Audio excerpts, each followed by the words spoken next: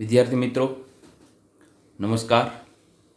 આપણે પ્રકરણ નંબર 15 ધોરણ 12 એમની અંદર આપણે અભ્યાસ કર્યો તો આગળના લેક્ચરની અંદર જૈવ વિવિધતાના જે મુખ્ય નુકસાનીના કારણો હતા એમના વિશે આપણે ડિટેલમાં વાત કરી હતી.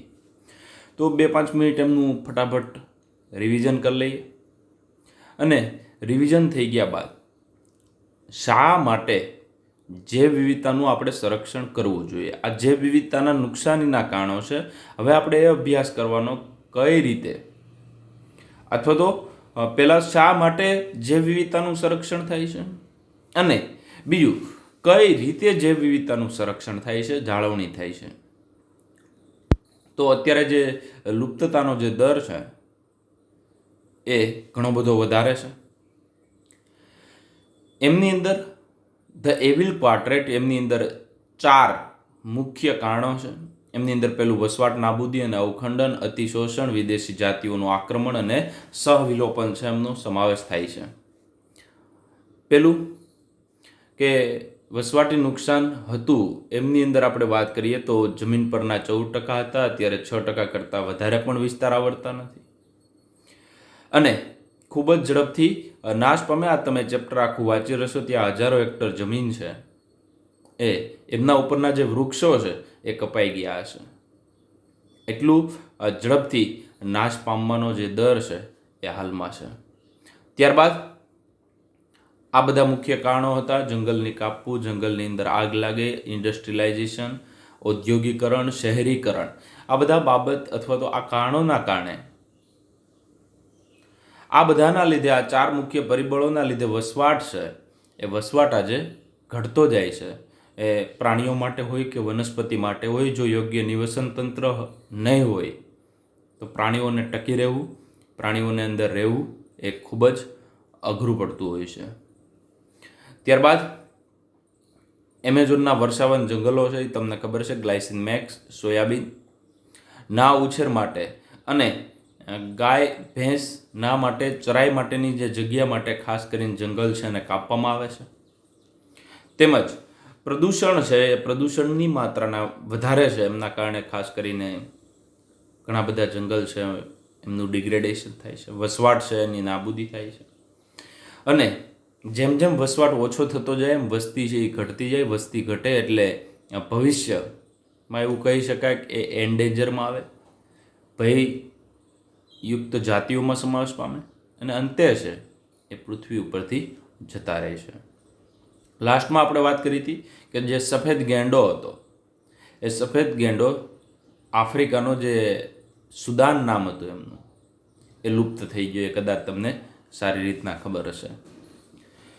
તો વિદ્યાર્થી મિત્રો, એના સિવાય ઘણીવાર એવું પણ હોય કે ગઈકાલે તમે કદાચ ન્યૂઝપેપરમાં જોયું હશે તો પીળો કાચબો મળી આવ્યો, મતલબ નવી જાતિઓ, જે રંગસૂત્રની અંદર કોઈ બદલાવના લીધે એમનો રંગ પીળો થયો હશે અને એ ઓરિસ્સાના મતલબ ઓરિસ્સાની જે અમુક વિસ્તાર છે એમની અંદર આ જોવા મળ્યો. તો વિદ્યાર્થી મિત્રો, આવું પણ ભાગ્યે જોવા મળતું હોય છે, પરંતુ મોટે ભાગે તો હાલના સમયમાં નુકસાન થાય છે. ત્યારબાદ અવખંડનની વાત કરીએ તો અવખંડનની અંદર એવી વાત કરી હતી કે પક્ષીઓ અને સસ્તન મોટા પ્રદેશોની જરૂરિયાત છે. એટલા માટે અહીંયા તમે જોઈ શકો છો, મોટો વિસ્તાર 1900માં હતો, 1998ની અંદર આ ભાગ છે નાના નાના ટુકડામાં વિખેરાઈ ગયો. તો આને આપણે અવખંડન તરીકે ઓળખતા હતા. અહીંયા પણ તમે જોઈ શકો, એક ભાગ હતો એના 2 ભાગની અંદર રૂપાંતરિત થયું, એ પણ એક અવખંડન જ છે. ત્યારબાદ અતિશોષણ, મતલબ પહેલો જ પોઈન્ટ કીધો, નીડ ટર્ન ટુ ગ્રીડ, મતલબ આવશ્યકતા છે એ લાલચમાં પરિણમે, લઈ લેવાની ભાવનામાં પરિણમે. તો સ્ટીલર સી કાવ રશિયા, પેસેન્જર પિજિયન અમેરિકા, આ બંને છે અતિશોષણના કારણે લુપ્ત થઈ ગયા. વધારે પડતો એનો ઉપયોગ કર્યો, પેસેન્જર પિજિયન છે એમનો ખોરાક તરીકે વધારે પડતો ઉપયોગ કર્યો અને અંતે લુપ્ત થઈ ગયા.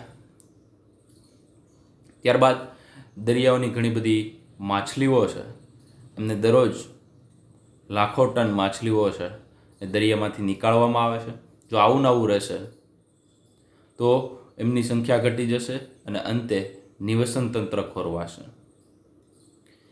ત્યારબાદ વિદેશી જાતિઓનું આક્રમણ છે એ ઈરાદાપૂર્વક હોય કે ઈરાદાપૂર્વક ન હોય, પરંતુ એક વસ્તુ બહુ ક્લિયર છે કે એ જે પ્રદેશમાં જશે ત્યાં આક્રમક થશે અને સ્થાનિક જાતિ છે એમનું સંખ્યા ઘટાડી દેશે, એમનું વિલોપનનું કારણ બની જશે.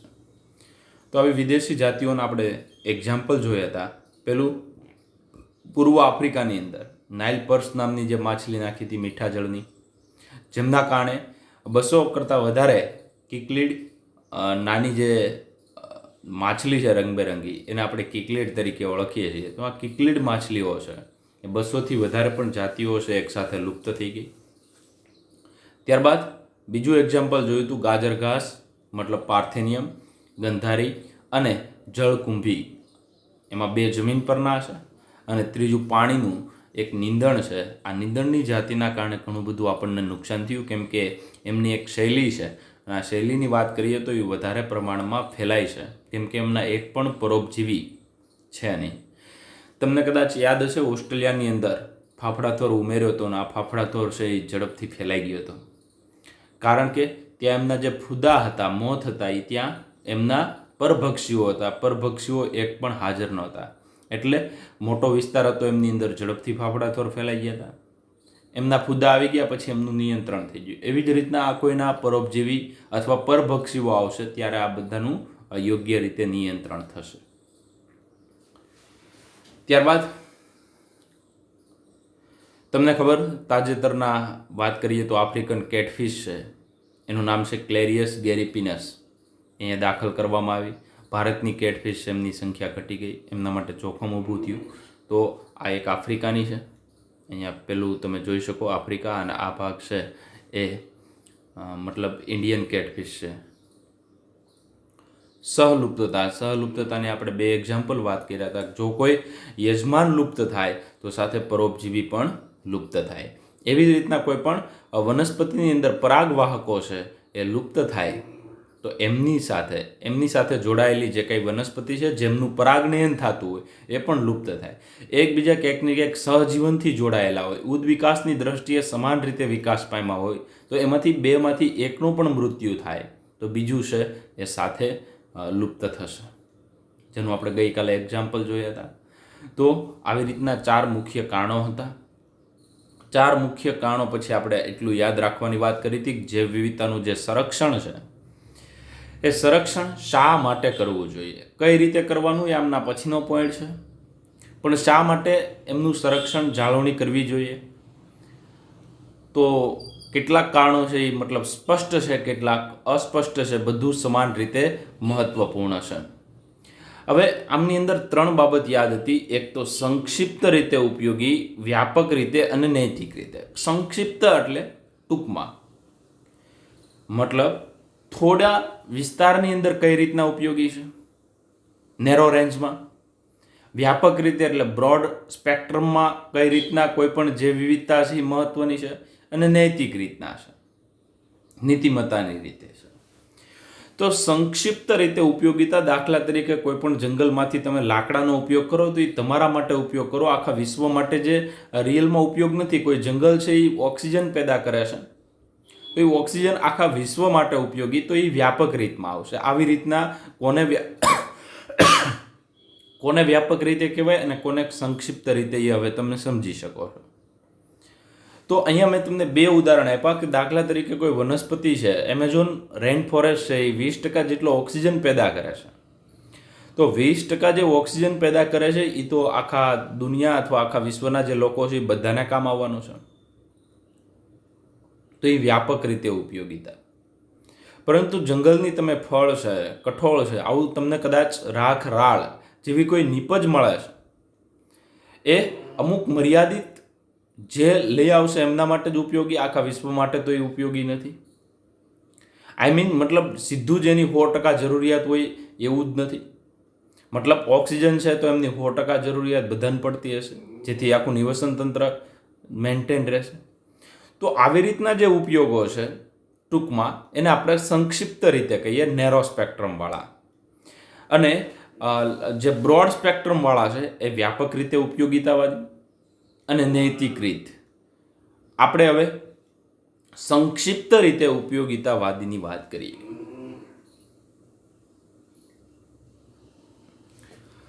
હવે સંક્ષિપ્ત રીતે ઉપયોગ છે એમની અંદર વાત કરીએ કે સીધા જ આર્થિક લાભો જંગલમાંથી ઘણા બધા મળે છે, પ્રકૃતિમાંથી સીધા જ લાભો છે એ ઘણા બધા મળતા હોય છે. પહેલી વાત કરીએ તો ખોરાક.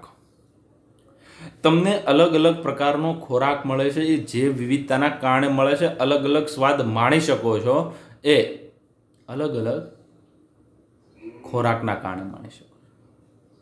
તો અલગ અલગ ખોરાકની અંદર તમને અલગ અલગ પ્રકારના ધાન્ય મળે છે, મતલબ સિરિયલ્સ મળે છે, કઠોળ એટલે પલ્સ મળે છે, અને ફ્રૂટ મળે છે.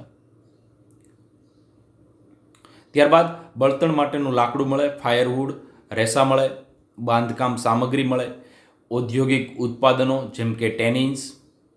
વૈશ્વિક બજારમાં વેચાતી 35% કરતાં વધારે દવાઓ છે એ વનસ્પતિઓમાંથી મેળવવામાં આવે છે. તો મતલબ ઔષધમાં ઉપયોગ થતી વનસ્પતિ. તો આ બધું જે આપણે મેળવીએ છીએ એ સંક્ષિપ્ત રીતે ઉપયોગી છે.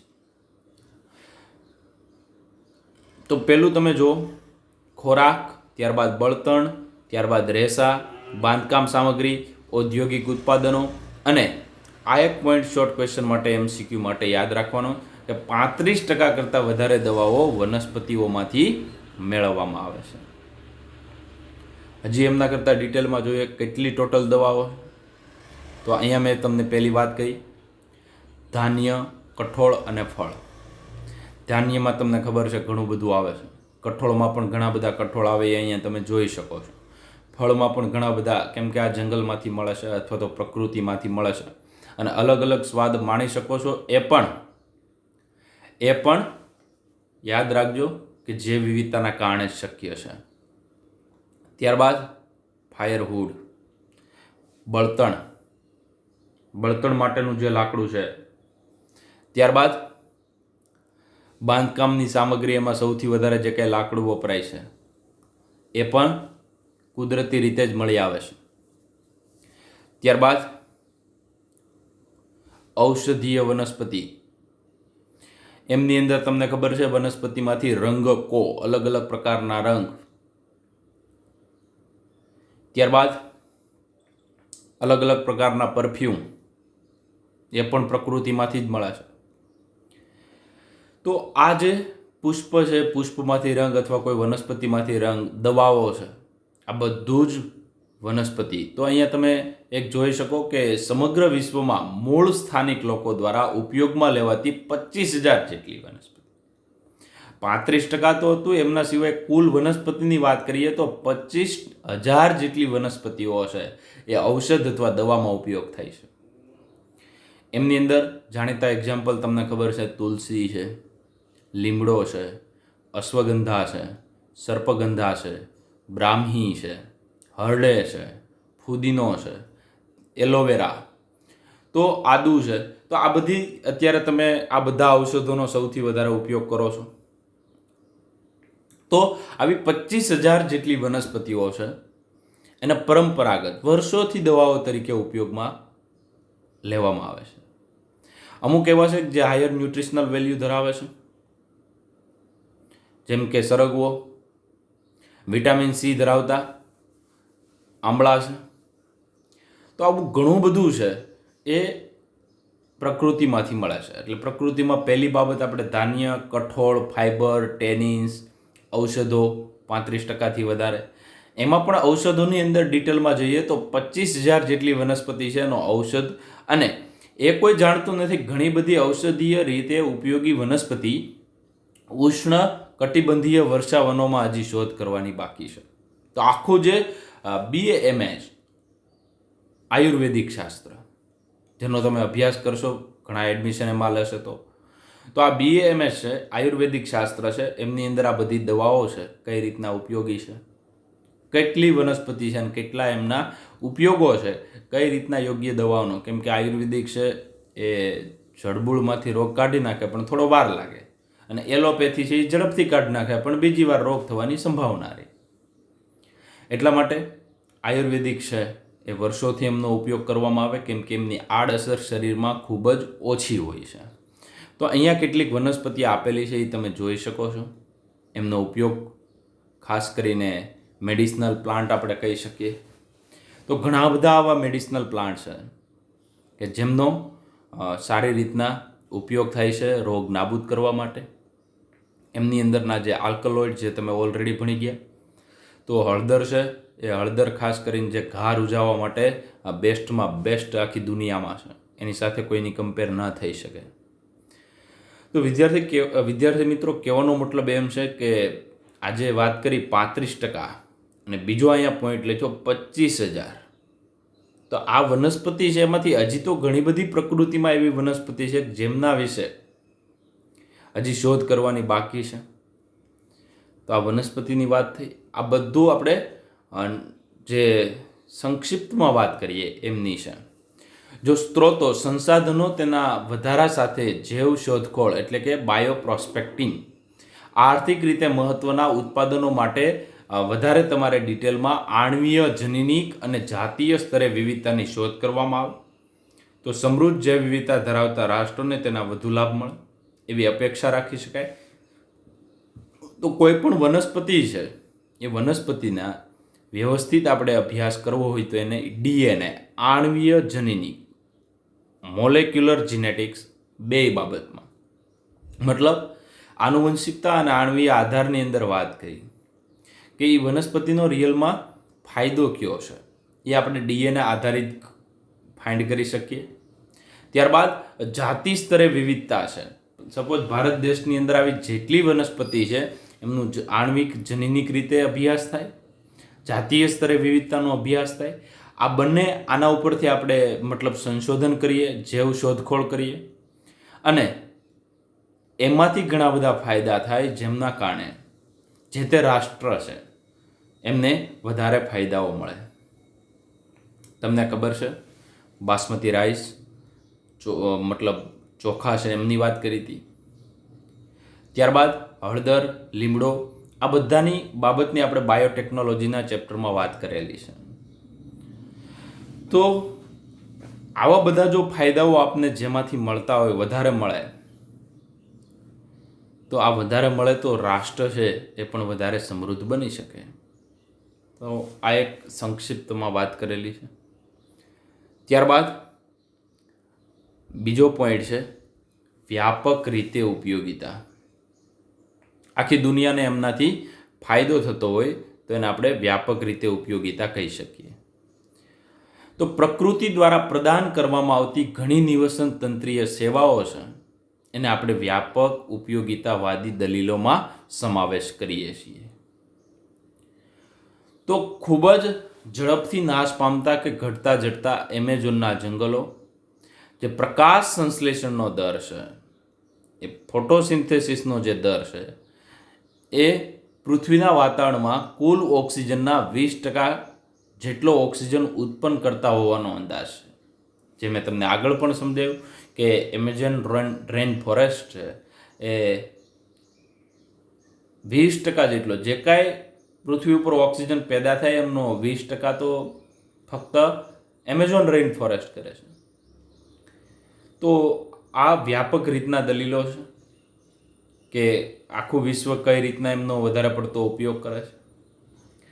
ત્યારબાદ બીજી એવી જ પરિસ્થિતિ, પેલું પ્રકાશ સંશ્લેષણનું હેડિંગ મારવાનું, બીજું હેડિંગ છે એ પરાગનયનનું મારવાનું.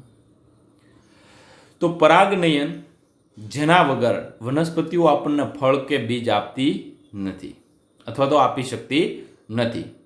તો પરાગનયન જે તમને સારી રીતના હવે ડિટેલમાં જાણો છો.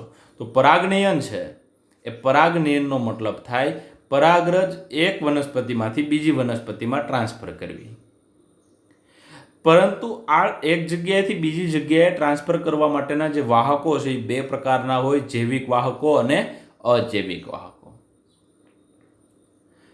એમાં પણ તમારે યાદ રાખવાનું રહ્યું કે આજે આપણે ઘણા બધા પરાગવાહકો છે એમનો ડિટેલમાં અભ્યાસ કરી ગયા છીએ. તો ઘણા બધા પરાગવાહકો જેમની અંદર મધમાખી છે, ભમરા છે, પક્ષીઓ છે, ચામાચીડિયા છે, આ બધા જ પરાગવાહકો, એમાં આ બધા જ કેવા પ્રકારના પરાગવાહકો? તો કે જૈવિક પ્રકારના, જૈવિક ઘટકોમાં સમાવેશ થાય. તો ચામાચીડિયા કઈ વનસ્પતિ છે એમનું પરાગનયન કરે તમારે ફાઇન્ડ કરવાનું અને કોમેન્ટ કરવાની છે. તો પરાગનયન છે એ આખા વિશ્વમાં થાય છે, પરંતુ કહેવાનો મતલબ એમ છે કે પરાગનયન વગર આપણે ફળ અને બીજ પેદા કરી શકતા નથી અથવા તો બનાવી શકતી નથી વનસ્પતિ. તો પરાગવાહકો છે એમની પણ જે વિવિધતા છે એટલા માટે આ સેવાઓ બધી શક્ય છે. ત્યારબાદ એમના સિવાયના અપ્રત્યક્ષ લાભો આપણને પ્રકૃતિમાંથી મળે છે. અપ્રત્યક્ષ લાભો એટલે હાવ સૌંદર્યલક્ષી આનંદની બાબત છે. લાકડાના જાડા ગોળવા ફેરવીને ચાલવાનું, એટલે મતલબ લાકડી લઈને હાલવાની વાત કરે છે. બરોબર છે? લાકડાના જાડા ગોળવા ફેરવીને ચાલવાનું, એનો મતલબ થયો કે જાડી લાકડી લઈ એના ટેકે હાલવાનું. એમાંથી અપ્રત્યક્ષ લાભો છે. ત્યારબાદ વન ભ્રમણ દરમિયાન વસંત ઋતુમાં સંપૂર્ણ ખીલેલા પુષ્પો નિહાળવાનો, એ આનંદ યોગ્ય છે. ત્યારબાદ સવારમાં બુલબુલના ગીત સાંભળતા સાંભળતા જાગવાનો સૌંદર્યલક્ષી આનંદ. પણ ધીમે ધીમે તમને ખબર છે બુલબુલ પણ ઓછા થતા જાય છે, એમની આંગળી પણ આપણા તરફ આવે છે. તો આ અપ્રત્યક્ષ લાભો છે. આવા તો કેટલાય લાભો. તમે અલગ અલગ જંગલમાં શા માટે ફરવા જાઓ છો? અલગ અલગ જગ્યાએ તમે ફરવા, કેમ કે ત્યાંની તમે જે વિવિધતા જોઈ અને તમને સૌંદર્યલક્ષી આનંદ મળશે, ફ્રેશ થશો એટલા માટે. તો આ બધા જ અપ્રત્યક્ષ લાભો છે. એમના સિવાય વાત કરીએ વિદ્યાર્થી મિત્રો નૈતિક દલીલો, ત્રીજા નંબરનો પોઈન્ટ. તો નૈતિક દલીલની અંદર એવી વાત કરવામાં આવી છે કે આપણે જે કાંઈ વનસ્પતિ મહત્વની છે અને આપણે ધર્મ સાથે જોડી દીધી છે, આધ્યાત્મિક રીતે જોડી દીધી છે. શા માટે? તો કે ધર્મના નામે આપણે ઘણા બધા એની જે વિવિધતા કરી દઈ. ભગવાન સાથે તમને ખબર છે ઘણા બધા પ્રાણીઓ અને વનસ્પતિ છે એમને પણ જોડી દીધી. દાખલા તરીકે વડલો છે, પીપળો છે, આકડો છે, તુલસી માતા છે. તો આ બધાને આપણે શા માટે ધર્મ સાથે જોડી દીધું? તો એમનું સંરક્ષણ થાય એટલા માટે. એવી જ રીતના ઘણા પક્ષીઓ અને ઘણા પક્ષીઓ અને પ્રાણીઓ એમને પણ આપણે ભગવાન સાથે જોડી દીધા છે ધાર્મિક રીતે, આધ્યાત્મિક રીતે. દાખલા તરીકે બધા ભગવાન છે એમના વાહન લઈ લો. વાહન સિવાય પણ એક વધારાનું પ્રાણી હશે. શંકર ભગવાનની વાત કરીએ તો કાચબો છે, નંદી છે, સાપ છે.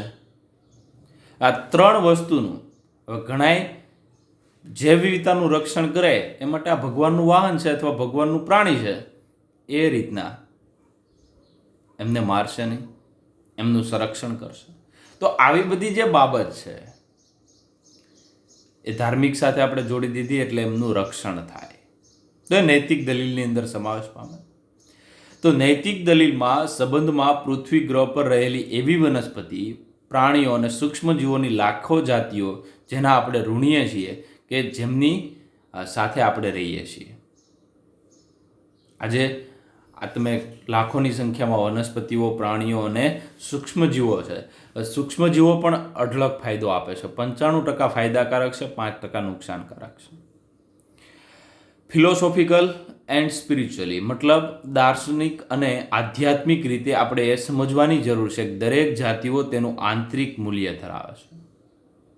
કેમ કે કોઈ પણ વનસ્પતિ છે, ઘણા વૈજ્ઞાનિકોએ એવી પણ વાત કરેલી છે કે એક પણ એવી વનસ્પતિ નથી જેનો ક્યાંક ને ક્યાંક ઉપયોગ હોય. તો ભલે પછી આપણા માટે તેનું વર્તમાનમાં કોઈ આર્થિક મૂલ્ય ન હોય, અત્યારે કોઈ આપણને ફાયદો ન હોય, પરંતુ આવનારી પેઢીઓને સારી રીતના સુનિશ્ચિત કરવા માટે, તેમના સુખાકારી માટે, એમના લાભ માટે આપણે જૈવિક વારસો છે એમનું જતન કરવાની એક ફરજ પડે છે. તો આમની અંદર પહેલો પોઈન્ટ છે એ વનસ્પતિ, પ્રાણીઓ અને સૂક્ષ્મજીવોની લાખો જાતિઓ છે એને આપણે ઋણી છીએ કે આપણે એમની સાથે રહીએ છીએ. બીજી બાબત છે એ દાર્શનિક અને આધ્યાત્મિક રીતે એ સમજવાની જરૂર છે કે દરેક જાતિઓ આંતરિક મૂલ્ય ધરાવે છે, એમની કંઈક પોતાની પણ વેલ્યુ હશે. ત્યારબાદ ભલે પછી આપણા માટે વર્તમાનમાં કોઈ આર્થિક મહત્વ ન હોય, પરંતુ આવનારી પેઢી માટે ક્યાંક ને ક્યાંક એમનું મહત્વ હશે. એટલે આજે કાંઈ વારસો છે તો એનું આપણે જાળવણી કરવી જોઈએ. તો આ બાબત છે એ નૈતિકની અંદર સમાવેશ પામે છે. ત્યારબાદ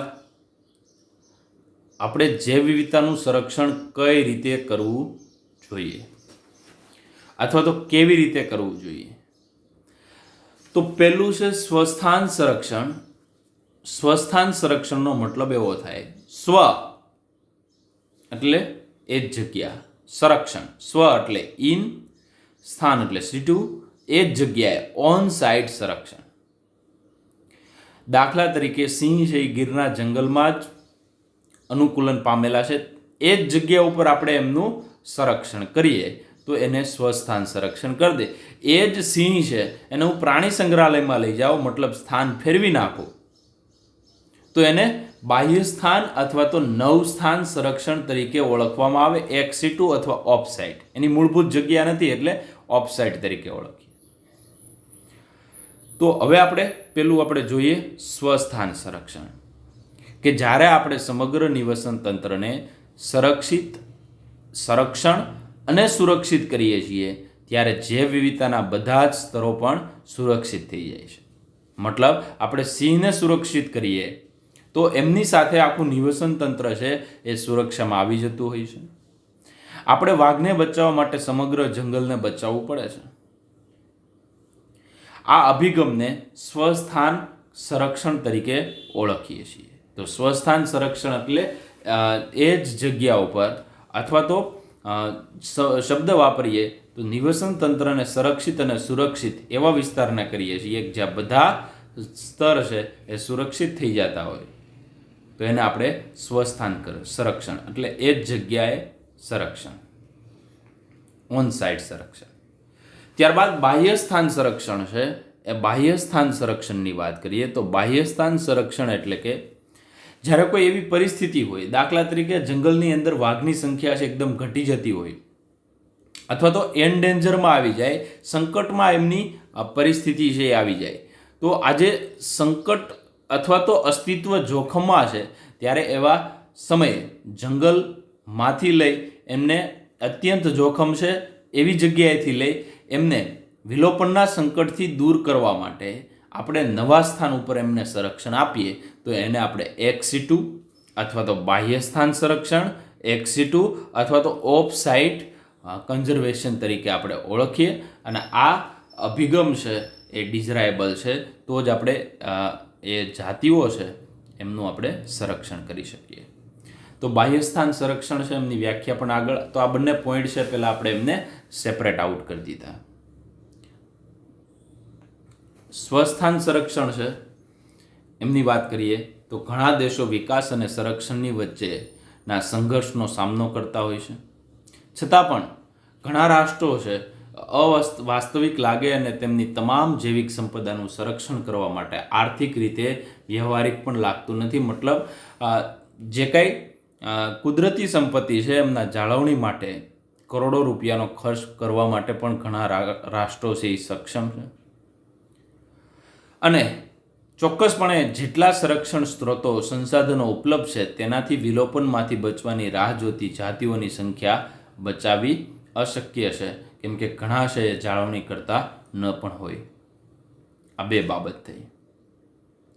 ત્યારબાદ આપણે વાત કરીએ ટોટલ કઈ રીતના છે સંરક્ષણ. આ એક ચાર્ટ છે એ તમે વ્યવસ્થિત યાદ રાખજો કે પેલું છે સ્વસ્થાન સંરક્ષણ. આપણે જે વાત કરતા હતા એ સ્વસ્થાન સંરક્ષણની વાત કરીએ તો એમની અંદર બે ભાગમાં વિભાજિત થાય.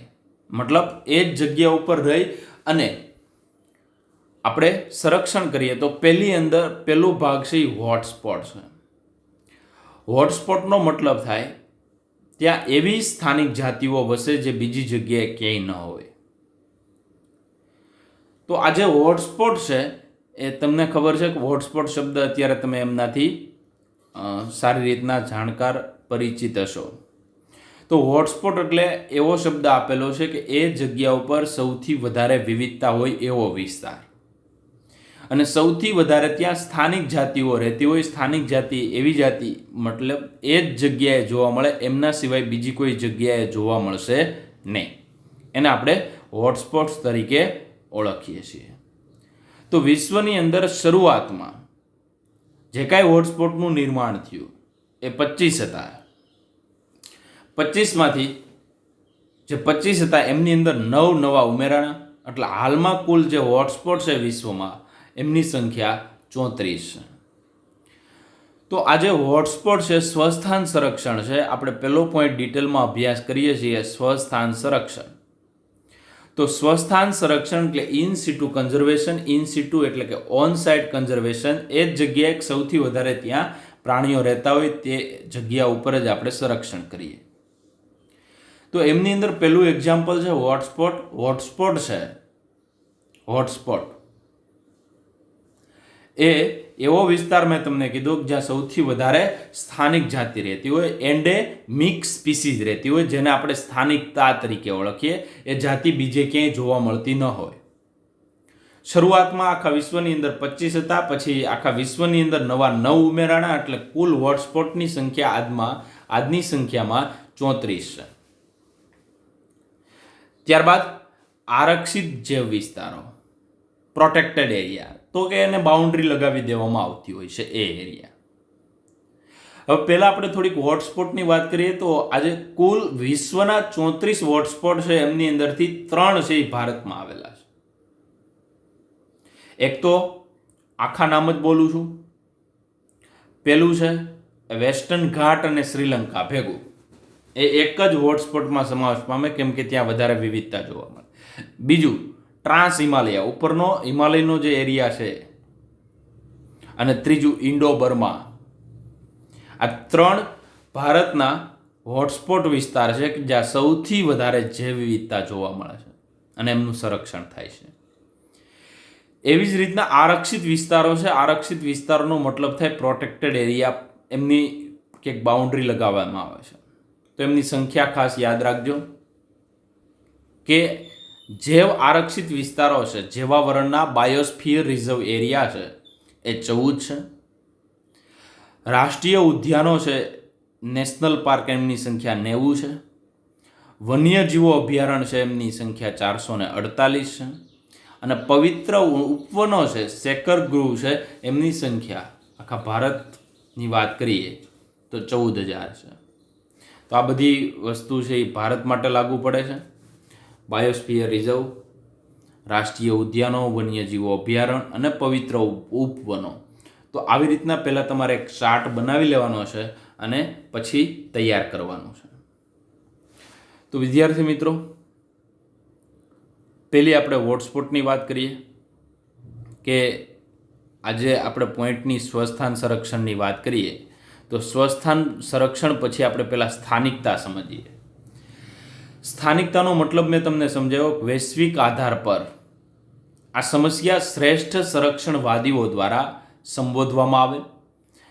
એટલે માટે એનો મતલબ એવો થયો કે શ્રેષ્ઠ સંરક્ષણવાદીઓ મતલબ જે સારામાં સારા જે સંરક્ષણવાદીઓ છે એમણે એક મહત્તમ સુરક્ષા માટે ખૂબ જ ઉચ્ચ સ્તરની સૌથી વધારે જાતિ વિવિધતા હોય, ઉચ્ચ પ્રમાણમાં સ્થાનિકતા હોય. સ્થાનિકતાનો મતલબ થાય જાતિઓ તે પ્રદેશ પૂરતી મર્યાદિત હોય, મતલબ એ જ જગ્યાએ જોવા મળે, બીજી જગ્યાએ ક્યાંય જોવા મળતી નથી. એવા જે જૈવ વિવિધતાના ધ્યાન ખેંચતા પ્રદેશો છે એ પ્રદેશોને આપણે હોટસ્પોટ તરીકે ઓળખીએ છીએ. તો આ જે હોટસ્પોટ વિસ્તાર છે એમનો મતલબ એવો થાય કે ધ્યાન ખેંચતા, વિવિધતાની દ્રષ્ટિએ ધ્યાન ખેંચતા પ્રદેશો. તો સ્થાનિકતાની વ્યાખ્યા કે પૂછે તો એ યાદ રાખજો કે અમુક જાતિઓ છે એ અમુક પ્રદેશ પૂરતી મર્યાદિત હોય, એ જ વિસ્તારમાં જોવા મળે, એમના સિવાય બીજે ક્યાંય જોવા ન મળતી હોય. અને જાતિ વિવિધતા વધારે હોય અને ઉચ્ચ પ્રમાણમાં સ્થાનિકતા જોવા મળતી હોય એવા વિસ્તારને આપણે હોટસ્પોટ તરીકે ઓળખતા હોય. તો સ્થાનિકતાની વ્યાખ્યા પૂછે તો જે તે પ્રદેશ પૂરતી જાતિઓની સંખ્યા મર્યાદિત હોય, એ જાતિઓ બીજે એ વિસ્તાર સિવાય ક્યાંય જોવા ન મળતી હોય, જેને આપણે એન્ડેમિઝમ અથવા તો સ્થાનિકતા તરીકે. અને એ જે એમની અંદર જે જાતિઓ જોવા મળે છે એ જાતિઓને આપણે સ્થાનિક જાતિઓ તરીકે એન્ડેમિક સ્પીસીસ તરીકે ઓળખીએ છીએ. તો એક સ્થાનિકતાનું એક્ઝામ્પલ કે સિંહ છે એ સ્થાનિક જાતિ કહેવાય અને ગીરનું જંગલ છે એમના માટે સ્થાનિકતા કહેવાય. પરંતુ બહુ જો જૈવ વિવિધતા વધારે પ્રમાણમાં હોય, જાતિ સમૃદ્ધિ વધારે હોય, તો આખા ધ્યાન ખેંચતો જો પ્રદેશ બનાવવામાં આવે તો એને આપણે હોટસ્પોટ તરીકે ઓળખીએ. તો શરૂઆતમાં હોટસ્પોટ હતા, એમની સંખ્યા 25 હતી, ત્યારબાદ 9 ઉમેરાણા. હાલમાં કુલ વિશ્વભરમાં 34 હોટસ્પોટની સંખ્યા છે, જે મેં તમને હમણાં જ વાત કરી. તો શરૂઆતમાં આખા વિશ્વની અંદર 25 હતા, ત્યારબાદ 9 ઉમેરાણા, એટલે કુલ વિશ્વભરમાં જે હોટસ્પોટ છે એમની સંખ્યા 34 થઈ. તો એમની થોડીક ડિટેલમાં વાત કરીએ. ભારતમાં આવેલા 3 હોટસ્પોટ છે. પહેલું વેસ્ટર્ન ઘાટ અને શ્રીલંકા, બીજું ઇન્ડો બર્મા અને ત્રીજું હિમાલય. આ 3 એવા સ્તર છે કે જ્યાં સૌથી વધારે આજે પણ જૈવ વિવિધતા વધારે જોવા મળે. હવે કુલ જૈવ વિવિધતાવાળા જે વિસ્તાર છે એ બધા 34ને હું ભેગા કરું તો આ 34 ભેગા થાય તો પણ પૃથ્વી છે એમનો જે જમીન વિસ્તાર છે એ 2% કરતાં ઓછો વિસ્તાર રોકે છે.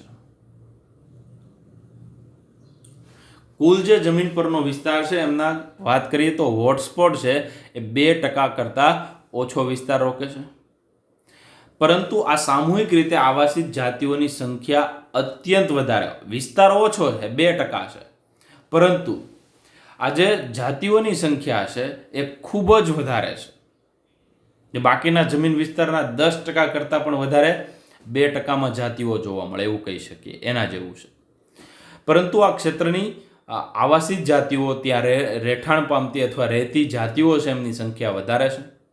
હોટસ્પોટ છે એમની કડક સુરક્ષા હોય છે અને કડક સુરક્ષાના કારણે જે વિલોપનનો દર છે એ 30% જેટલો ઘટાડી શકાય છે. તો પહેલાં કુલ હોટસ્પોટની સંખ્યા, પછી કેટલા ઉમેરાણા અને કુલ સંખ્યા તો કે 34. પછી ભારતના 3 હોટસ્પોટ લખવાના, પછી 2% કરતાં ઓછી જમીન વિસ્તાર રોકે છે એ વાત કરવાની, અને ત્યારબાદ 30% જેટલું આપણે વિલોપન દર છે એમની અંદર ઘટાડો કરી શકીએ છીએ, કારણ કે ત્યાં જાતિ વિવિધતા વધારે છે. આ જે પિક્ચર દેખાય છે જેમની અંદર રેડ કલર દેખાય છે, તો રેડ કલર છે બધા જ હોટસ્પોટના વિસ્તાર છે. અને બધા જ હોટસ્પોટ તમે જોઈ શકો છો ઉષ્ણકટિબંધની આજુબાજુ છે, બરોબર છે. આ લાલ કલરનો જે વિસ્તાર છે એ બધા જ વિસ્તાર છે. અહીંયા તમને ખબર છે, અહીંયા જે કર્કવૃત હતું એ પસાર થતું હતું. અહીંનો વિસ્તાર હતો એ તમને ખબર છે વિષુવવૃત્ત હતો. તો આ વિષુવવૃત્તની અંદર સૌથી વધારે હોટસ્પોટ આવેલા છે, મતલબ ઉષ્ણકટિબંધના વિસ્તારની અંદર આવેલા છે, એમની જૈવ વિવિધતા વધારે છે. તો વિદ્યાર્થી મિત્રો, આ જે હોટસ્પોટ છે એમાં અહીંયા આપણું ભારત દેખાય છે. તો ભારતના આપણે 3 જે હોટસ્પોટ છે એમની આપણે વાત કરીએ તો આ વિશ્વના બધા જ હોટસ્પોટ છે એમની સંખ્યા છે. એમના કરતાં આપણે ભારતના જે 3 છે હોટસ્પોટ એમની વાત કરીએ તો આ ભારતના 3 હોટસ્પોટ. આ જે વિસ્તાર તમને દેખાય છે એ વ્યવસ્થિત તમે જુઓ તો આ જે કેસરી રંગ છે એ હિમાલય છે. અહીંયા આ વેસ્ટર્ન ઘાટ છે અને નીચે શ્રીલંકા આવશે.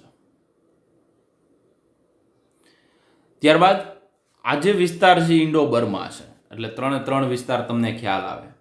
તો આ વેસ્ટર્ન ઘાટ શ્રીલંકા, હિમાલય અને ઇન્ડો બર્મા, તો આ 3 વિસ્તાર છે એ ભારતના 3 હોટસ્પોટ છે કે સૌથી વધારે જ્યાં જૈવ વિવિધતા છે અને ત્યાં સ્થાનિક જાતિ જોવા મળે એ બીજે ક્યાંય જોવા મળતી નથી. ત્યારબાદ વાત કરીએ આપણે આજે પોઈન્ટની વાત કરી હતી કે ટોટલ આવી રીતના હોટસ્પોટ છે. તો હોટસ્પોટ, ત્યારબાદ આપણે જૈવ આરક્ષિત વિસ્તારો, રાષ્ટ્રીય ઉદ્યાન, વન્યજીવ અભયારણ્ય અને પવિત્ર ઉપવનો છે એમનો આપણે ડિટેલમાં અભ્યાસ કરવાનો છે. તો પહેલું કે ભારતમાં પરિસ્થિતિકીય રીતે અદ્વિતીય જૈવ વિવિધતા છે એ જોવા મળે છે. તો ભારતની અંદર હાલની વાત કરીએ તો 14 બાયોસ્ફિયર રિઝર્વ એરિયા છે, જેમનું આપણે ડિટેલમાં વાત કરશું કે એમની અંદર 3 ઝોન હોય છે. કે અંદરનો જે ઝોન હોય છે, સાવ અંદરનો, એ સૌથી વધારે સુરક્ષિત હોય છે અને સંપૂર્ણપણે કુદરતી વાતાવરણ હોય છે એવું જ આપવામાં આવે છે, જે આપણે ડિટેલમાં વાત કરશું. રાષ્ટ્રીય ઉદ્યાનો છે એમનું પણ નીટમાં અત્યારે તમારા રાષ્ટ્રીય ઉદ્યાન છે એમની સંખ્યા 90 આપેલી છે બુક પ્રમાણે, એ જ યાદ રાખવાની છે. કેમ કે રિયલમાં તમે ગૂગલમાં જોશો તો આ સંખ્યા વધારે હશે. તો હાલની કેટલી, આજની તારીખમાં કેટલી સંખ્યા છે એ પણ તમારે કોમેન્ટ મારવાની છે. અને જૂની સંખ્યા મતલબ 90 રાષ્ટ્રીય ઉદ્યાન, 448 છે વાઇલ્ડ લાઈફ સેન્ચ્યુરી મતલબ વન્યજીવ અભયારણ્યો છે એની કોમેન્ટ. તો હાલની તારીખમાં કેટલા બાયોસ્ફિયર રિઝર્વ એરિયા છે, કેટલા નેશનલ પાર્ક મતલબ રાષ્ટ્રીય ઉદ્યાનો છે અને કેટલા વન્યજીવ અભયારણ્ય છે એમની કોમેન્ટ મારવાની છે. અને તમારે યાદ રાખવાનું છે એ ભારતનું આ રીતના યાદ રાખવાનું છે, 14, 90 અને 448. આ બધા જ ઓન સાઇટ કન્ઝર્વેશન એટલે કે ઇન સિટુ કન્ઝર્વેશન સ્વસ્થાન સંરક્ષણની અંદર સમાવેશ પામે છે. આ બધા જ ભારતમાં ધાર્મિક અને સાંસ્કૃતિક પરંપરાઓની વાત કરીએ અને ઘણી સંસ્કૃતિઓ છે એમાં જંગલ માટે અલગ હિસ્સો છોડી દેવામાં આવે, મતલબ મંદિર બનાવવામાં આવે અથવા તો થોડો એવો વિસ્તાર બનાવવામાં આવે કે જેમની અંદર વિવિધતાઓ વધારે હોય, જેને આપણે પવિત્ર ઉપવનો સેક્રેડ ગ્રુવ તરીકે ઓળખીએ છીએ. તો સેક્રેડ ગ્રુવ છે એ આપણી ઘણી બધાની સંસ્કૃતિ એવી હોય છે કે થોડોક જંગલ માટે થોડોક ભાગ છોડી દેવામાં આવે અને ત્યાં જે વિવિધતાની જાળવણી કરવામાં આવે જેને આપણે પવિત્ર ઉપવનો તરીકે ઓળખીએ છીએ. તો પવિત્ર ઉપવનોની સંખ્યા મેં તમને કીધી એમ 14,000 જેટલા ઉપવનો છે. ગુજરાત છે તો એમની અંદર 42 ઉપવનો આવેલા છે, સેક્રેડ ગ્રુવ આવેલા છે કે જ્યાં સારી એવી વિવિધતા હોય અને એમની જાળવણી છે એ પબ્લિક દ્વારા થતી હોય છે. તો ધાર્મિક માન્યતાના આધારે દાખલા તરીકે કોઈ મંદિર છે અને આજુબાજુમાં જંગલ બનાવ્યું છે, મતલબ ત્યાં અલગ અલગ વનસ્પતિઓ રાખવામાં આવે અને પ્રાણીઓ છે એમનું રક્ષણ કરવામાં આવે, તો એને આપણે સેક્રેડ ગ્રુવ પવિત્ર ઉપવનો તરીકે ઓળખીએ છીએ. તો વેલ નોન જે કાંઈ ઉપવનો છે એમની વાત કરીએ તો આજે મેઘાલય છે એમની અંદર ખાસી અને જૈંતિયા અથવા તો જેન્સિયા બંને તરીકે ઓળખવામાં આવે છે. તો મેઘાલયની ખાસી અને જૈંતિયાની ટેકરી એ મેઘાલયના 2 ઉપવનો છે વેલ નોન. રાજસ્થાનની અરવલ્લીની ટેકરીઓ તમને ખબર છે સારી રીતના, અરવલ્લીના હિલ કહી શકાય એ. ત્યારબાદ કર્ણાટક અને મહારાષ્ટ્રના વેસ્ટર્ન ઘાટ છે એમના વિસ્તારો, મધ્યપ્રદેશ છે એમના સરગુજા, ચંદા અને બસ્તર વિસ્તારો. આ બધું જ યાદ રાખવાનું છે. તો કે મેઘાલયની ખાસી અને જૈંસિયા, તો મેઘાલય, ખાસી અને જૈંસિયાની ટેકરી એવી રીતના યાદ રાખવાનું. રાજસ્થાનની અરવલ્લીની ટેકરીઓ, કર્ણાટક અને મહારાષ્ટ્રના વેસ્ટર્ન ઘાટના વિસ્તારો, કેમ કે મહારાષ્ટ્રના અમુક વિસ્તારો એમાં આવશે, કર્ણાટકના પણ આવશે. ત્યારબાદ મધ્યપ્રદેશના સરગુજા, ચંદા અને બસ્તર વિસ્તારો. જ્યારે મેઘાલયના પવિત્ર ઉપવનો દુર્લભ અને સંકટમાં રહેલી વનસ્પતિની ઘણી સંખ્યાઓ એવી છે જે ત્યાં જ જોવા મળે, મતલબ અંતિમ શરણાર્થીઓ છે, બીજે ક્યાંય જોવા મળતી નથી. તો આપણે અહીંયા જે વાત કરી એ સ્વસ્થાન સંરક્ષણની વાત કરી. અહીંયા તમે જોઈ શકો કે કઈ જગ્યાએ કેટલા સેક્રેડ ગ્રુવ. તો ગુજરાતની અંદર 42 છે, મધ્યપ્રદેશની અંદર 170 છે, એમાંથી જે કાંઈ 3 નામ છે એ તમને આપ્યા છે. આ મહારાષ્ટ્ર બરોબર છે અને આ કર્ણાટક. તો ટોટલ આ 4 છે એમના તમને આ પવિત્ર ઉપવનો છે એ આપેલા છે. આમ જોઈએ તો આ 3 અને ઉપરનું એક રાજસ્થાન, તો ટોટલ આ એરિયા છે બરોબર છે. તો તો કલર બદલાવીને કહું કે આ જે ટોટલ એરિયા છે એમના પવિત્ર ઉપવનો છે એમનો જ સમાવેશ કર્યો છે.